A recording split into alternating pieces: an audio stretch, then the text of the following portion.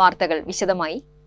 PSC ക്രമക്കേടുകൾക്കെതിരെ Yuva Morcha Thrissur PSC ഓഫീസിലേക്ക് നടത്തിയ മാർച്ചിൽ വൻ സംഘർഷം. പ്രവർത്തകർക്ക് നേരെ പോലീസ് 2 തവണ ജലപീരങ്കി പ്രയോഗിച്ചു.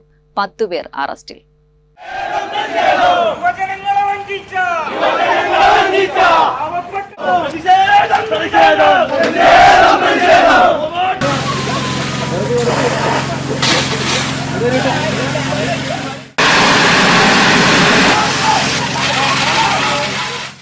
ഉദ്യോഗാർത്ഥികളുടെ ഭാവി തകർക്കുന്ന PSC അഴിമതികൾക്കെതിരെ സ്വതന്ത്ര അന്വേഷണം ആവശ്യപ്പെട്ടാണ് യുവമോർച്ച തൃശൂർ ജില്ലാ കമ്മിറ്റി തൃശൂർ PSC ഓഫീസിലേക്ക് മാർച്ച് നടത്തിയത്.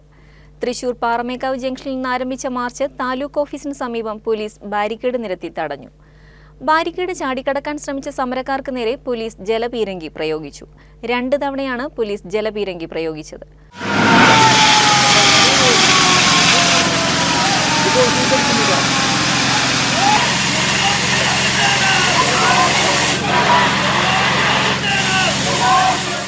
തുടർന്ന് നടന്ന പ്രതിഷേധ യോഗം യുവമോർച്ച സംസ്ഥാന പ്രസിഡന്റ് മനു പ്രസാദ് ഉദ്ഘാടനം ചെയ്തു.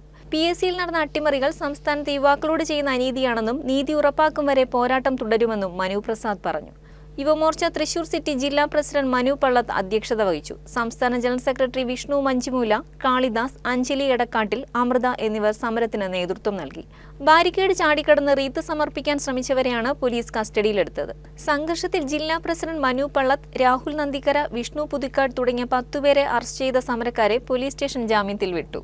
PSC അട്ടിമറികളിൽ നീതി ഉറപ്പാക്കും വരെ സമരം ചെയ്യുമെന്നും സമരക്കാർ പറഞ്ഞു.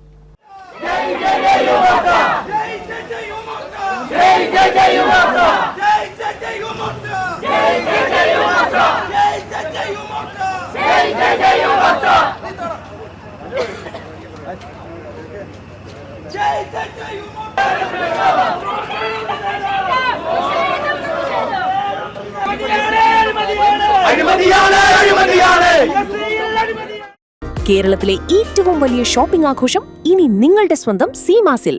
തൃശൂർ, അങ്കമാലി ഷോറൂമുകൾ ഇന്ന് തന്നെ സന്ദർശിക്കൂ.